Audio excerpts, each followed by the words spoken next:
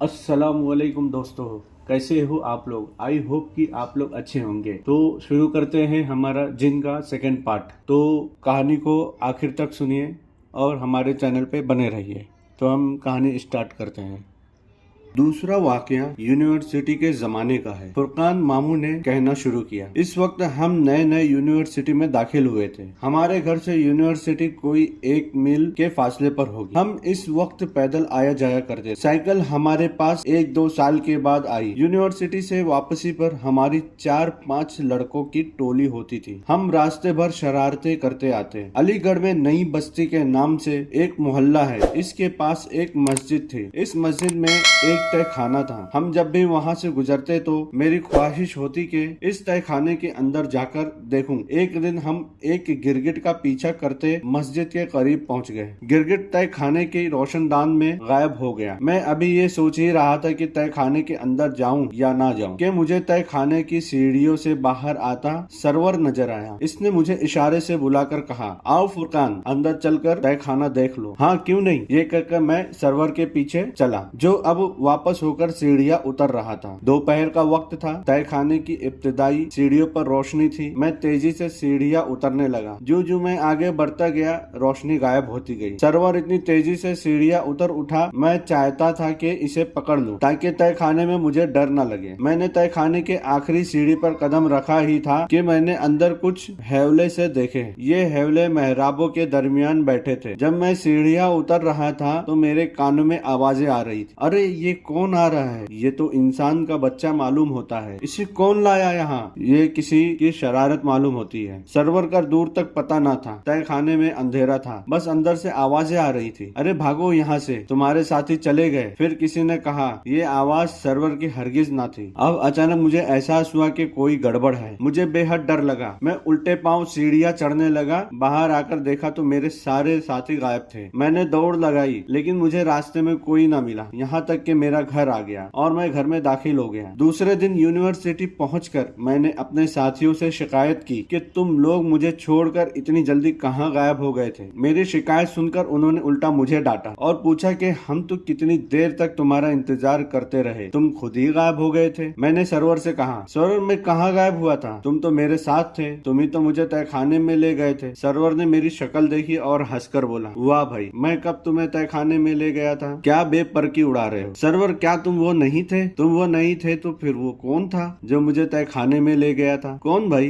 किसकी बात कर रहे हो? सरवर ने पूछा। जवाब में मैंने अपने दोस्तों को सारी कहानी सुना दी। मेरी बात सुनकर सब परेशान हो गए और हम सब ने तय कर लिया कि आइंदा इस मस्जिद के अहाते में नहीं जाएंगे। इस तहखाने में दरअसल जिन रहते थे। हम लोग रोजाना मस्जिद के करीब से गुजरते थे और कभी कभी मस्जिद के अंदर भी चले जाते थे। मैं जब अंदर जाता तो मेरे दिल में ये ख्वाहिश पैदा होती कि तहखाने को अंदर से देखूं। इस दिन भी जब हम गिरगिट के ताकिब में मस्जिद के अंदर चले गए थे तो मेरे दिल में ये ख्वाहिश मौजूद थी। बस इसी वक्त किसी जिन के बच्चे ने सरवर की शक्ल इख्तियार कर ली और वो शरारती बच्चा मुझे अंदर ले गया। मामू फुरकान ने अपना किस्सा खत्म किया तो चंद लम्हों के लिए खामोशी छाई रही। बस गाड़ी चलने की आवाज आ रही थी या लोगों के दिल धड़क रहे थे। कहते हैं जब भी किसी महफिल में जिन्नात का जिक्र होता है तो वहाँ आस पास ही कोई जिन जरूर मौजूद होता है। हो सकता है ये बात सही ना हो, महज लोगों का ख्याल हो, लेकिन इस वक्त ये बात बिल्कुल सही थी। इस बोगी में जिन्नात का जिक्र हो रहा था तो बराबर की बोगी में एक जिन मौजूद। वो लंबा चौड़ा आदमी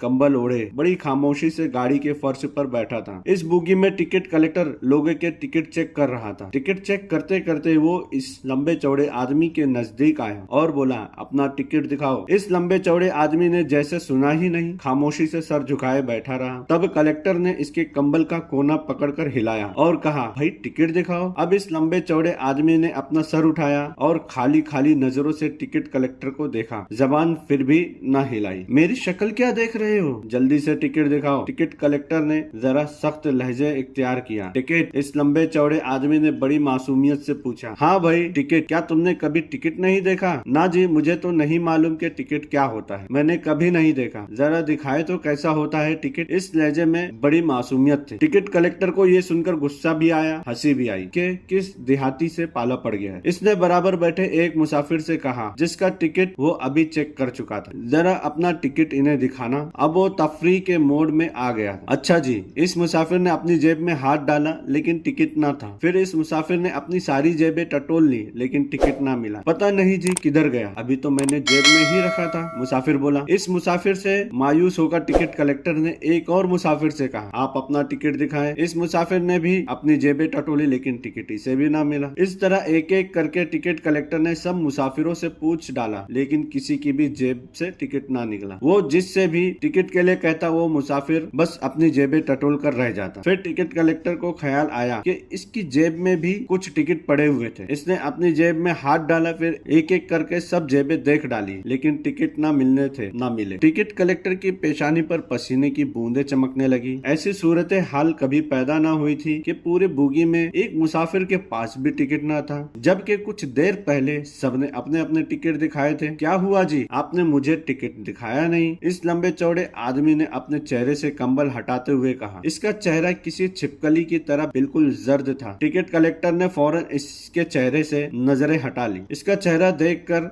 जाने क्यों इसे खौफ सा महसूस हुआ। ठहरो, मैं दूसरी बोगी में से टिकट लेकर आता हूँ, ये कहकर टिकट कलेक्टर दूसरी बोगी में चला गया। इसके जाने के बाद वो लंबा चौड़ा आदमी भी उठा और मुसाफिरों ने इसे दरवाजे की तरफ जाते हुए देखा। 5 मिनट बाद वो टिकट कलेक्टर वापस आया। इसके हाथ में कई टिकट थे लेकिन इस लंबे चौड़े आदमी की जगह खाली थी। किधर गया? टिकट कलेक्टर ने इसके करीब बैठे हुए मुसाफिर से पूछा। वो जी दरवाजे की तरफ गया था, इसने बताया। टिकट कलेक्टर दरवाजे की तरफ आया, वहाँ कोई ना था। इसने टॉयलेट का दरवाजा खोला, वहाँ भी कोई ना था। गाड़ी बर्क रफ्तार से चल रही थी, चलती गाड़ी से उतरने का सवाल ही पैदा ना होता था। टिकट कलेक्टर ने बराबर की बोगी भी छान मारी मगर वो कहीं नजर ना आया। फिर टिकट कलेक्टर वापस आया। अब वो उस बोगी में आया जिसमें 12 सफर कर रही थी। ये बोगी इस बोगी से मिलकर थी जिसमें वो लंबा चौड़ा आदमी बैठा था। टिकट कलेक्टर ने सोचा हो सकता है वो पीछे वाली बोगी में ना गया हो, आगे वाली बोगी में गया हो। जब वो इस बारात वाली बोगी में आया तो मामू फुरकान अपना किस्सा खत्म कर चुके थे और सब दम बखुद बैठे थे। टिकट कलेक्टर ने इस लंबे चौड़े आदमी के बारे में इन लोगों से पूछा। नहीं जनाब, इधर कोई ऐसा आदमी नहीं आया, मामू फुरकान ने टिकट कलेक्टर को बताया। मेरी समझ में नहीं आता वो इतनी सी देर में कहाँ गायब हो गया। क्यों,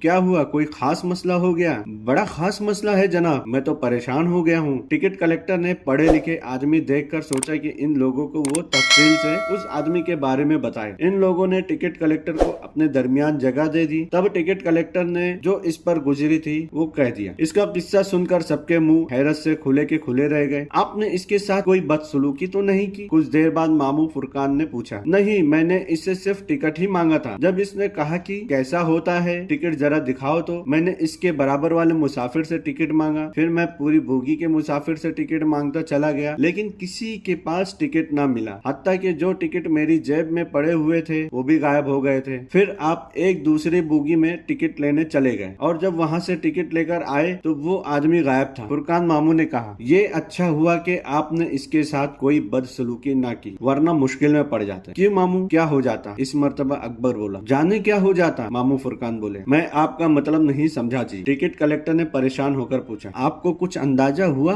कि वो कौन था? मामू फुरकान ने सवाल किया। नहीं जी, टिकट कलेक्टर ने कहा। वो जिन था, मामू फुरकान ने बड़े इत्मीनान से कहा। इस इंकशाफ पर सारे बारातियों की स्थिति गुम हो गई। टिकट कलेक्टर के जिस्म में अचानक सर्दी की लहर दौड़ गई। वह कपकपाने लगा। इसके मुंह से बमुश्किल निकला, जिन। फिर यह खबर बड़ी तेजी से गाड़ी में फैल गई कि गाड़ी में जिन आ गया। गाड़ी में जिन। इस खबर को जो भी सुनता कपकपा कर रह जाता। ये खबर एक मुसाफिर से दूसरे मुसाफिर, फिर एक बोगी से दूसरे बोगी में, यहाँ तक के गार्ड तक पहुँच गई। गाड़ी अपनी बर्क रफ्तार से उड़ी जा रही थी। सर्दी ने और शिद्दत इख्तियार कर ली थी। उस आदमी को पूरी गाड़ी में तलाश कर लिया गया था लेकिन वो कहीं ना मिला। जितने मुसाफिर भी कंबल ओढ़े बैठे या लेटे थे इन सब के चेहरे अच्छी तरह देख लिए गए लेकिन इस छिपकली जैसी रंगत वाला आदमी का कोई पता न चला। रेलवे पुलिस का अमला जो इस गाड़ी के साथ चल रहा था, इसने टिकट कलेक्टर के साथ अच्छी तरह एक एक डब्बा, एक एक मुसाफिर चेक कर लिया था लेकिन वो बंदा हाथ न आया। बारात वाली बोगी में खौफ सा फैला हुआ। खवातीन गाना भूल गई थी और कंबलों और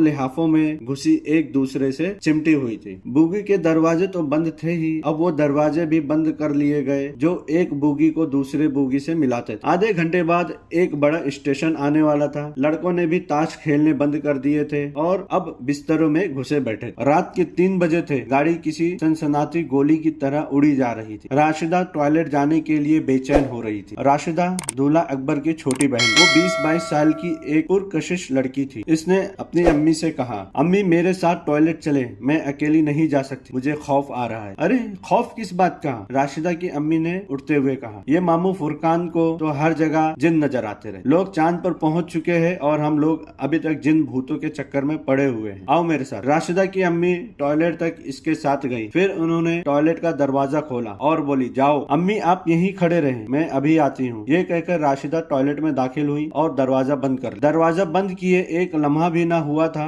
कि राशिदा बुरी तरह चीखती हुई टॉयलेट से निकल आई। राशिदा की चीख सुनकर अम्मी भी बदहवाश हो गई। इन्होंने आगे बढ़कर राशिदा को थाम लिया और परेशान होकर बोली, अरे क्या हुआ अम्मी? राशिदा टॉयलेट से कुछ इस तरह चीखती हुई निकली जैसे इसने कोई बहुत खौफनाक चीज देख ली हो। इसका गला बंधा हुआ था, बोलना मुहाल था, आवाज हलक में फंस रही थी। वो मुश्किल से बोली, अम्मी अरे क्या अंदर कोई छिपकली है? राशिदा की अम्मी ने जरा इसे डांटते हुए कहा, अच्छा मेरा गला तो छोड़, तो मुझसे इस तरह चिमट गई है जैसे अंदर सचमुच जिन देख लिया हो। राशिदा छिपकली से बहुत डरती थी। बावर्ची खाने में काम करते हुए अगर इसे कहीं छिपकली नजर आती तो वो कुछ इस तरह चीख मार कर वहाँ से निकलती कि घर वाले दहल कर रह जाते। इसकी अम्मी को राशिदा की इन चीजों पर बड़ा गुस्सा आता था, जो झंझला कर कहती, राशिदा आखिर तू कब बड़ी होगी? ढोंग की ढोंग हो गई, लेकिन तूने छिपकलियों से डरना नहीं छोड़ा। आखिर तू इस बेइज्जत जानवर से इतना क्यों डरती है? अरे जा झाड़ू उठा और इसे मार दे। अगर मारने की तुझमें हिम्मत नहीं है तो किसी बहन भाई को आकर बता दे, वो मार देगा। तुझे आखिर इस कदर चीखने चिल्लाने और उछलने कूदने की क्या जरूरत है? अम्मी इसे नसीहत करती रही, इसे डांट पिलाती रहती, लेकिन नतीजा वही ढाक के 3 पात निकलता और इसे जहाँ कहीं भी छिपकली नजर आती वो एक जोरदार चीख मारती और दूर जाकर खड़ी हो जाती। इस वक्त भी जब राशिदा चीखती हुई टॉयलेट से निकली थी तो इसके अम्मी ने यही समझा था कि इसने अंदर कोई छिपकली देख ली है। राशिदा की अम्मी ने राशिदा को एक झटके से खुद से अलग किया और टॉयलेट की तरफ बढ़ी। अम्मी अंदर ना जाए, वहाँ एक खौफनाक काला बिल्ला है। राशिदा ने अम्मी का हाथ पकड़ लिया। अरे क्या बकवास कर रही है? जब मैंने दरवाजा खोला था तो वहाँ कुछ ना था। वो आगे बढ़ते हुए बोली, दरवाजे के पीछे छुपा हुआ था। आपने पूरा दरवाजा कब खोला था? अब तू बिल्लियों से भी डरने लगी? राशिदा की अम्मी को गुस्सा आया। तूने टॉयलेट जाना है तो जा, वरना मैं वापस जा रही। अम्मी वो बहुत खौफनाक है, वो मुझे देखकर इस तरह गुर्राया कि आपको क्या बताऊं। राशिदा का वो मंजर याद करके दिल धक धक करने लगा। अरे तू मेरा हाथ छोड़, मैं देखती हूँ। ये कहकर अम्मी ने राशिदा से अपना हाथ छुड़ाया और टॉयलेट के दरवाजे को एक मर्तबा फिर खोला। अभी इन्होंने दरवाजा थोड़ा सा ही खोला था कि अंदर से किसी बिल्ले की गुर्राने की आवाज आई। इस आवाज में कोई ऐसी बात जरूर थी कि राशिदा की अम्मी, जो खानदान भर में बड़ी निडर मशहूर थी, इस आवाज को सुनकर एक लम्हे को लरज कर रह गई। वो काफी हिम्मत वाली और निडर खातून थी। इन्होंने फौरन ही खुद को संभाल लिया और दरवाजे को जोर से धक्का देकर खोल दिया। दरवाजा धार से दीवार से लगा। काला बिल्ला गुर्राता हुआ बाहर आया और इसने दरवाजे पर रुककर राशिदा की अम्मी को देखा। इसकी आंखें सुर्ख अंगारा थी और पूरा जिस्म कोयले की तरह सिया था। वो बड़ा जिस्म वाला था, इसके जिस्मात किसी छोटे कुत्ते से कम ना थी। राशिदा की अम्मी ने फौरन इस पर से नजरें हटा ली और इसके सामने से हट गई ताकि वो टॉयलेट से बाहर निकल जाए। राशिदा का इस बिल्ले को देखकर दम निकला जा रहा था। वो अम्मी के पीछे दबकी हुई थी और थर-थर कांप रही थी। काला बिल्ला इन्हें देखकर एक बार फिर गुर्राया और तेजी से बाहर निकल आया। बाहर निकलते हुए राशिदा की टांगों से टकराया। राशिदा चीख मारकर अम्मी की गर्दन में झूल गई। राशिदा को ऐसा महसूस हुआ जैसे इसकी टांगों से कोई लोहे की चीज टकराती हुई निकल गई। अम्मी ने इस काले बिल्ले को बोगी के अंदर जाते देखा। फिर इन्होंने मुड़कर राशिदा से कहा, जाओ अब टॉयलेट हो आओ। अम्मी मुझे बड़ा डर लग रहा है, आप यहीं खड़ी रहे। हाँ मैं यहीं खड़ी हूँ, तुम जल्दी से फारिग होकर आओ। राशिदा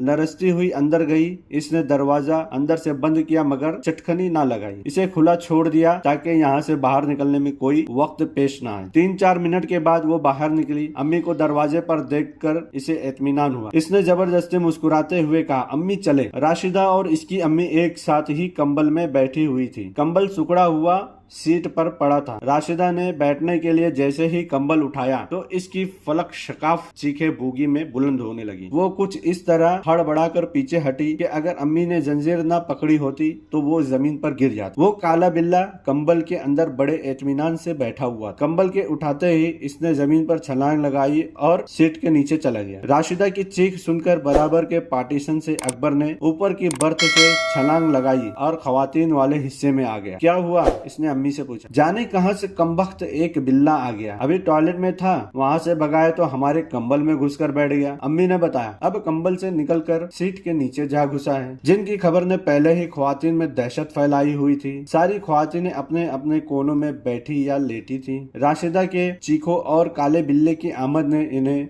और खौफजदा कर दिया। सारी ख्वातीन अपने आप को लिहाफों और कंबलों में अच्छी तरह छुपा लिया। बिल्ले की खबर पाकर खानदान और कई लड़के भी उठकर इधर आ गए। अकबर ने सीट के नीचे झांक कर देखा। सीट के नीचे बल्कि अंधेरा था। इस अंधेरे में इसे एक कोने में बिल्ले की लाल लाल आंख दिखती हुई नजर आई। फिर इसने गुर्राने की आवाज सुनी। अकबर ने करीब ही पड़ा हुआ ऊंची एड़ी का सैंडल उठाया और झुककर इस काले बिल्ले के दे मारा। वो सैंडल इसके सर पर लगा। काला बिल्ला बर्थ के नीचे से गुर्राता हुआ भागा और अब सामने वाली सीट के नीचे घुस गया। किधर गया? अकबर ने अब दूसरा जूता हाथ में ले लिया। इधर सीट के नीचे एक लड़के ने बताया। अकबर ने इस मर्तबा झांक कर देखने के बजाय अंदाजे से जूता फेंक कर मारा। इसकी काली दुम सीट से बाहर निकली हुई थी। इस मर्तबा जूता काले बिल्ले के पेट पर पड़ा। वो वहाँ से फिर गुर्राता हुआ निकला और इस मर्तबा लड़कों वाले हिस्से में एक बर्थ के नीचे चला गया। बूगी में बिल्ले की आमद से अच्छी खासी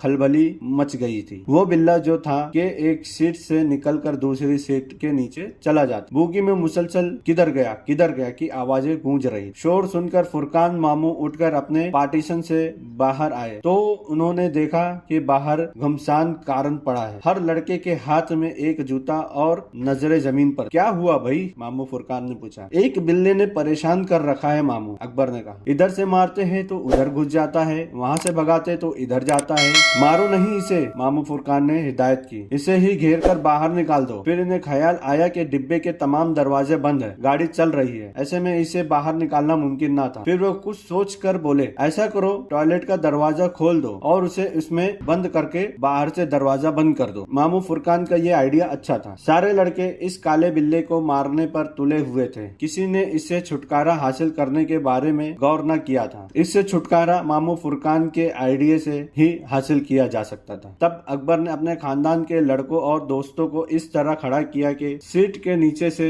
निकले तो इसका रुख टॉयलेट की तरफ हो जाए। कुछ देर की मेहनत के बाद अकबर अपने साथियों की मदद से इस काले बिल्ले को टॉयलेट में घुसाने में कामयाब हो गए। तो दोस्तों, ये था हमारा जिन का दूसरा पार्ट।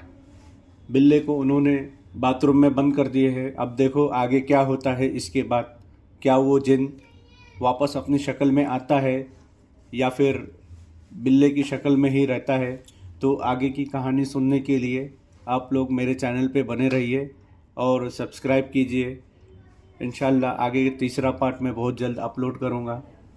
तो आप लोगों से दरख्वास्त है, मेरे चैनल को सब्सक्राइब कीजिए, लाइक कीजिए, अपने दोस्तों तक पहुँचाइए और फिर हम मिलते हैं अगले पार्ट में। तब तक के लिए शुक्रिया। खुदा हाफिज़।